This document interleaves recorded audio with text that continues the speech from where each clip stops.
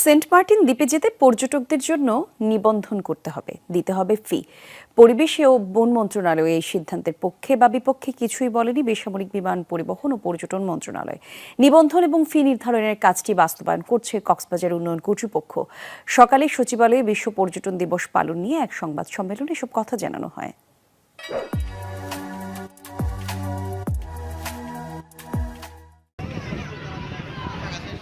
বঙ্গোপসাগরের ভেতরে ৮ কিলোমিটার আয়তনের প্রবাল দ্বীপ সেন্ট মার্টিন। বছরে কয়েক লাখের মতো পর্যটক বেড়াতে যান সেখানে। বেশি হয়, যেটা তার ধারণ ক্ষমতার চেয়েও বাইরে। এই বিষয়গুলো পর্যালোচনা করে পরিবেশ, বন এবং জলবায়ু পরিবর্তন মন্ত্রণালয় একটি গাইডলাইন তৈরি করে। ফি দিয়ে যেতে হবে।